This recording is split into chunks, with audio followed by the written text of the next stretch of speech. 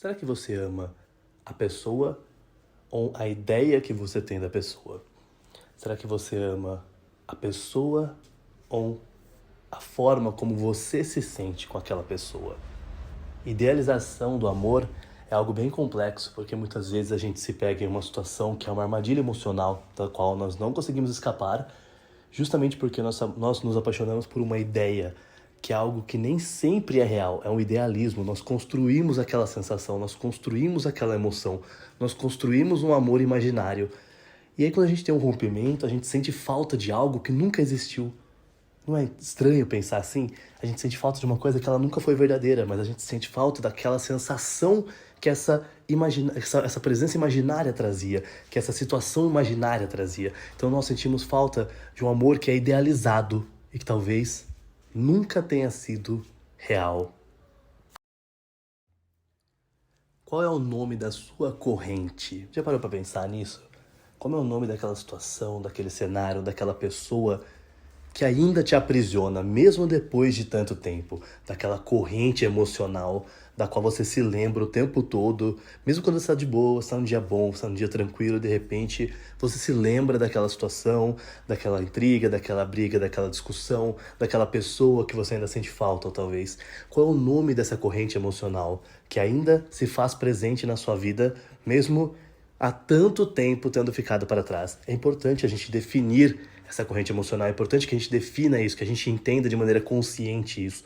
Pois somente assim a gente vai conseguir cortar essa corrente efetivamente, sabe? Não é esquecer, porque tudo que fez parte da sua vida não pode ser esquecido, mas sim lidar com isso, superar a situação, entender aquilo, aprender com aquilo e seguir. Para aqui, para um minutinho só comigo, pensa uma coisa. Por que você não está fazendo nada ou fazendo pouco para aquilo que você realmente deseja e tem feito tanto por outras pessoas, pelo sonho de outras pessoas? Ninguém vai fazer tanto pelo teu sonho quanto você mesmo. É importante que você se lembre de que nem sempre pensar em si em primeiro lugar é egoísmo. Também existe o amor próprio, também existe aquela necessidade de se colocar como prioridade na sua vida. É legal ter empatia, é legal tentar ajudar outras pessoas, mas se você não se ajudar, se você não se colocar em primeiro lugar na sua vida, com qual energia você vai ajudar outra pessoa? Se você comprar todas as brigas, todas as lutas que não são suas, qual energia vai sobrar para você? Pensa nisso um pouquinho. Sabe, tá tudo bem não ser produtivo o tempo todo. É claro que a gente precisa tomar cuidado com procrastinação, sabe, não passar os dias simplesmente matando o tempo. Mas eu não preciso ser produtivo o tempo todo, eu não preciso estar sempre correndo, eu não preciso estar sempre acelerado, sempre construindo algo, trabalhando por algo, estudando algo. Eu preciso de um momento para parar e respirar. O ócio criativo é diferente do seu momento de inércia. Ele é um momento em que você tem uma pausa para criar, para refletir sobre o que aconteceu na sua vida, para entender o momento que você está vivendo, para lidar com tudo aquilo que está acontecendo ao seu redor. A inércia é ruim, sabe? Eu não tenho vontade de me mover, eu não sei para onde ir, mas a pausa ela é extremamente necessária para que você possa seguir, para que você possa continuar seguindo. Então respeite o seu processo, respeite o seu momento de descansar, respeite o seu ócio criativo. Talvez você já tenha passado por um relacionamento que se desgastou muito com o tempo, mas que você demorou muito para conseguir sair. Ou talvez você tenha visto alguém permanecer em uma relação que já não existia mais, que já não era como antes, mas que foi arrastada e isso criou um desgaste emocional muito grande. Eu acho que é muito importante que a gente entenda os sinais, que a gente perceba as mensagens inconscientes que nós recebemos de uma relação, que nós recebemos dos nossos parceiros, ou que nós enviamos para os nossos parceiros, que nós enviamos para nós mesmos, sabe? A gente precisa entender os sinais para que a gente possa entender os finais também. Para que a gente possa entender quando algo acabou e deixar que essas coisas fluam de maneira natural, que esses finais sejam naturais, fluidos, tradicionais, respeitosos, antes que eles se tornem muito mais desgastantes do que precisam ser. Entenda os finais. Todos nós sofremos, todos nós temos um sofrimento psíquico diferente, mas todos nós precisamos respeitar o sofrimento psíquico do outro e entender que não é um diagnóstico, não é um transtorno, não é uma síndrome, não é um problema, uma história, uma ruptura, um rompimento, uma dor, uma cicatriz, um trauma. Não é isso que vai diferir um ser humano do outro, mas sim aquilo que aquele ser humano representa, significa dentro das suas relações. Então, entender que o sofrimento psíquico de cada um é diferente e vai se manifestar com intensidade diferente e vai afetar essa pessoa de uma forma diferente, é respeitar o universo singular do outro, é respeitar a singularidade de cada um de nós. E isso é crucial, porque todos nós temos o direito de sofrer, cada um à sua maneira. Então entenda que todo mundo é singular, que você é singular, que você é um universo e pode sofrer ou ser feliz do seu jeito. E o amor não é então uma coisa muito doida, cara, uma parada muito fora da casinha, muito fora da realidade? Porque o amor, por mais racional que você seja, ele vai ser totalmente controlado por suas emoções. Ele vai guiar o seu instinto, o seu impulso, o seu desejo, a sua vontade. Ele vai te levar para um outro mundo, para um outro lugar, o lado de lá, o mundo de lá, aonde você se torna uma outra pessoa, através da pessoa que você ama, através da pessoa com quem você convive. E de repente o amor acaba. E aí você tem que se tornar uma nova pessoa, porque você não pode simplesmente voltar a ser a pessoa que você era. Você se torna um novo alguém, mas agora no seu mundo de cá, mais uma vez. Então você tem um retorno, mas ao mesmo tempo você tem uma mudança, uma metamorfose. É muito legal pensar no amor com razão, mas o amor sempre vai ser emoção. Sempre vai ser algo além do caos. E apesar do amor ser emoção e ser essa coisa deliciosa que a gente sente o tempo todo, nem sempre o amor vai ser suficiente. É importante que a gente pense um pouco nas situações, nas consequências das nossas ações e para onde esses impulsos estão nos levando. Porque o amor por si só não é suficiente para preservar uma relação. Você pode amar muito uma pessoa que te machuca. Você pode amar muito uma pessoa, mas a situação em que essa relação existe, esse relacionamento existe, não é saudável para você, emocionalmente falando. Você pode amar muito uma pessoa e mesmo assim ter que se afastar dela. O amor, ele nunca é suficiente por si só. O amor é a base, o alicerce, mas uma relação madura, ela é construída com tudo aquilo que vem acima do amor, com tudo aquilo que você constrói com o amor. Não é somente amar.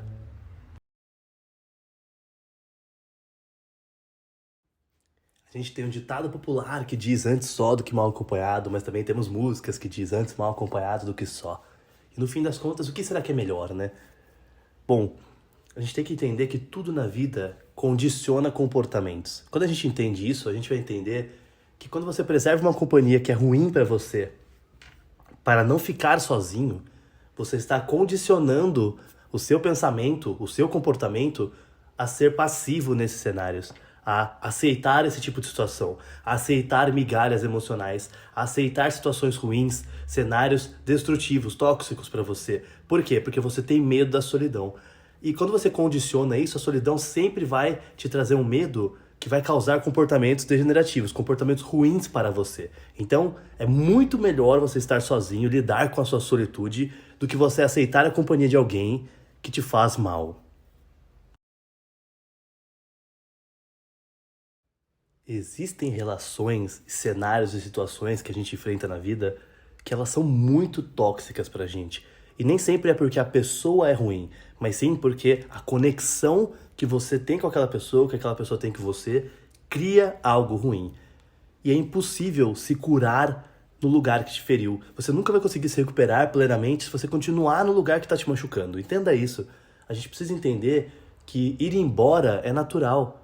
Seguir a sua vida é um processo natural da vida. É a ordem natural das coisas. Então, deixar algo para trás, se isso vai te fazer bem, é mais do que natural, é necessário, é essencial que você saia do lugar que te fere, que você saia do lugar que te machuca, para que você possa realmente se curar, encontrar a sua paz e a sua estabilidade emocional.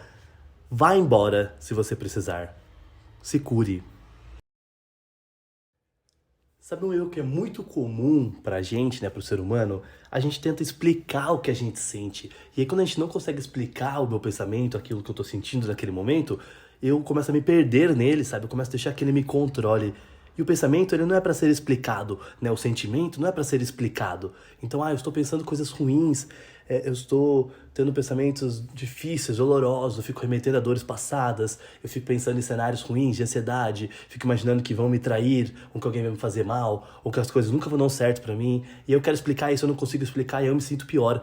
E na verdade a gente não tem que explicar isso, a gente tem que interpretar e fazer as perguntas corretas.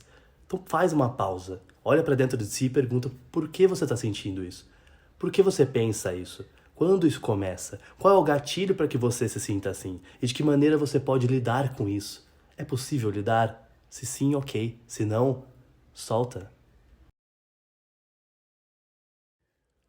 Uma das coisas mais graves que a gente pode fazer quando a gente está se sentindo mal por alguma coisa ou pensando em algo é guardar aquilo pra gente. É carregar aquilo como um fardo muito pesado nas costas e não dar sentido àquilo, não externalizar. Então você precisa colocar pra fora. E como que você coloca pra fora, né? Você pode conversar com amigos, você pode procurar ajuda profissional, né? Um psicólogo, um psicanalista, um terapeuta, colocar aquilo pra fora numa sessão, numa conversa, mas você também pode utilizar a arte para isso. Então você pode criar um desenho, você pode rabiscar uma ideia. Uma das coisas que eu mais recomendo sempre é escrever sobre, sabe? Então o Blank mesmo nasceu por isso, eu precisava colocar algumas emoções pra fora e elas saíam numa forma de poesia e depois disso viraram outro formato, assim, que o Blank também é uma externalização de muitas coisas que eu sinto, muitas coisas que eu vivencio. Mas escrever um diário que seja, escrever como você se sentiu naquele dia, como você se sentiu com aquela situação, com aquela pessoa, com aquele cenário, tudo isso é muito importante. Então coloque para fora. Nossa, mas e se eu tivesse dito outra coisa? E se eu não tivesse ficado nervoso? E se eu tivesse reagido de uma outra maneira? E se eu tivesse pensado antes de falar? E se eu tivesse aceitado aquela situação que me fazia mal por mais tempo? E se eu tivesse lidado de uma outra maneira? Cara, você já parou pra pensar quanta energia a gente gasta, a gente consome na vida imaginando cenários diferentes do que eles foram e o quanto isso nos prejudica de dentro pra fora, sabe? Nos incomoda, nos implode, nos faz queimar de dentro pra fora. Porque é impossível você mudar um cenário que já foi. Então não tinha como ser diferente, porque você fez o melhor que você podia ter feito naquele momento. É a melhor forma que você poderia agir, com a maturidade emocional que você tinha dentro daquela situação. Mas a gente continua pensando no em si, mas não seria diferente. Você é do jeito que você tem que ser e você precisa lidar com as consequências disso e viver a partir do que aconteceu. Muita gente me fala aqui no Blank sobre culpa, né? Sobre como a gente se sente culpado com algo que a gente fez no passado, culpado pela forma como a gente agiu com uma pessoa em determinada situação, o culpado pela forma como a gente respondeu a algo, a um estímulo também. Mas a culpa, né, é importante para que a gente reconheça o que a gente fez de errado em algum momento, aprenda com aquilo e não faça mais, não tenha mais a mesma atitude. Mas a culpa perversa, né, aquela culpa eterna, ela não é boa para a vida, porque ela não, além de não te ensinar nada, não te ensinar a ser alguém melhor, ela ainda vai concretizar em você a imagem de que uma ação passada sua, que pode ter sido errada, porque era o momento que você vivia e era o melhor que você poderia responder naquele momento. Ela vai condicionar em você a ideia de que você é aquela ação, quando na verdade você estava aquela ação, entendeu? Você era aquilo, mas você nunca mais vai ser aquilo. Você aprende com isso. Então sentir culpa é bom para aprender, mas não precisa ser eterna. Viva a partir da culpa. Quando eu fiz uma enquete aqui no Blank perguntando se você conseguiria pedir ajuda, a maior parte das pessoas disse que não. E eu entendo essas pessoas porque a gente vem de uma sociedade que diz que pedir ajuda é assumir fraqueza, é admitir fragilidade, vulnerabilidade. E cara, existe ato mais corajoso do que assumir a sua fragilidade para alguém? Existe ato mais corajoso do que pedir apoio para enfrentar uma situação que tá difícil demais para você? Eu tive muita dificuldade em pedir ajuda na vida também, sabe? Sofri calado por muito tempo. Mas depois que eu percebi que pedir ajuda é abrir vulnerabilidade para uma pessoa e que isso é o maior ato de coragem do ser humano, ser vulnerável diante de alguém, e que isso vai te trazer a ajuda, vai trazer pessoas que querem estar com você, vai trazer pessoas que querem te ajudar. Cara, isso é fenomenal. Então aprenda a pedir ajuda, de verdade. Se estiver enfrentando uma situação ruim, peça ajuda, enfrente junto com alguém. Quando você vai para o Nordeste, que é muito calor, as casas precisam do ar-condicionado.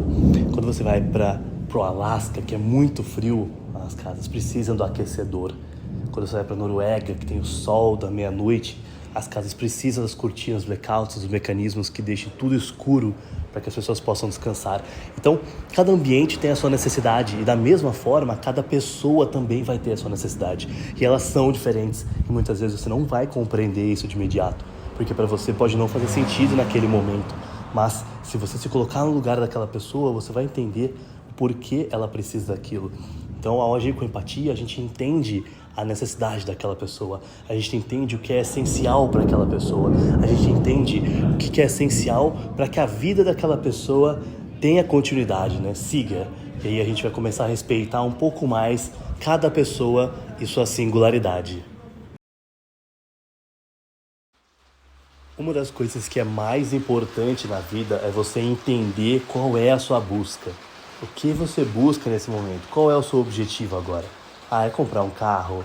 É terminar uma faculdade? É trocar de emprego? É fazer uma transição? É preparar um casamento? O que você está querendo fazer nesse momento? Eu quero estudar. Eu quero comprar um videogame novo. Eu quero organizar um mestrado. Eu quero organizar um projeto, começar um negócio próprio. Tudo bem. Mas enquanto você não define exatamente qual é a sua busca, você não sabe se você está caminhando na direção dela. A gente sempre está caminhando em alguma direção, mas enquanto você não entender corretamente, adequadamente, perfeitamente qual é a sua busca, você nunca vai saber se está na direção correta. Então, dedique um tempo para entender um pouco mais sobre aquilo que você quer, tanto racionalmente falando, quanto dentro do seu coração. Qual é a sua busca? A gente tem que procurar encontrar um equilíbrio entre a razão e a emoção, né? Como já cantou NX Zero em algum período aí da vida. Entre o amor e a razão, porque o amor é algo muito emocional, é algo que vai fazer com que você tenha ímpetos, impulsos, instintos, uma resposta realmente emocional. Mas você tem que tentar equilibrar isso com a sua razão, que são seus objetivos, aquilo que você pensa, aquilo que você escolhe para si, aquilo que você escolhe para a sua vida de fato, aquilo que você deseja fazer. Então não dá pra largar tudo da sua vida pra viver um grande amor, sabe? Não dá pra pensar naquele amor mais do que você pensa em você, pensar naquele amor e esquecer todo o resto que você vive, todo o resto da sua existência, sabe? Isso é uma codependência, você fica dependente daquela pessoa e aí você esquece da sua vida, você esquece que os seus dias são seus e você tem que guiá-los. Então a gente tem que tentar encontrar um ponto de equilíbrio entre essas duas coisas, né? E ficar nessa gangorra, né, entre a razão e a emoção. É claro que ninguém ensina você a superar um grande amor em um minuto, mas eu vou tentar. Primeiramente, você tem que entender que se aquilo é um fim definitivo, você precisa se afastar de todas as coisas que possam trazer gatilhos de lembrança para você. Porque com o tempo a lembrança vai ficar mais leve, mas no primeiro momento, a memória afetiva, ela sempre vai jogar você para uma situação de dor, para uma situação de culpa, de arrependimento, de saudade, de falta. Então se afasta um pouco daquilo, preenche o seu tempo com objetivos bons para você, preenche o seu tempo com aquela rede de amparo que você tem, seus amigos, a sua família. Procura novas atividades que você possa, né, colocar ali na sua rotina. Faz uma atividade física, faz uma caminhada, faz uma trilha na natureza, tire fotos de outros lugares, escreva o que você está sentindo, converse com alguém, coloque para fora, exponha isso, né, externalize isso e tente pensar o mínimo possível naquela pessoa, porque com o tempo isso vai ficando mais leve e mais fácil e de repente você vai pensar e vai ficar até tudo bem. Uma coisa que você já deve ter escutado por aí muitas vezes é a questão de criar um hábito, né? De que você repetir uma atitude com vontade própria por vários dias vai tornar ela um hábito natural. E isso está falando também sobre condicionar um comportamento. Então, quando você faz uma coisa e você recebe uma recompensa por aquilo, uma recompensa simbólica, né? Vamos chamar de reforço positivo, como o Skinner chama no comportamentalismo, né? No behaviorismo. Então você faz algo e você recebe uma recompensa por aquilo, a tendência é que você tente fazer mais aquilo. E conforme você vai fazendo mais isso, a recompensa deixa de ser necessária, porque aquilo vai se tornando um hábito. Estou misturando duas coisas aqui para a gente entender. Então o que é importante daqui? É entender que tudo que a gente faz na vida, repetidas vezes, vai se tornar um comportamento condicionado, vai ser feito mais vezes, inclusive a sua procrastinação. Então crie hábitos intencionais, trabalhe as coisas que você precisa fazer de maneira intencional, se esforce muito no começo, porque depois vai acontecer naturalmente.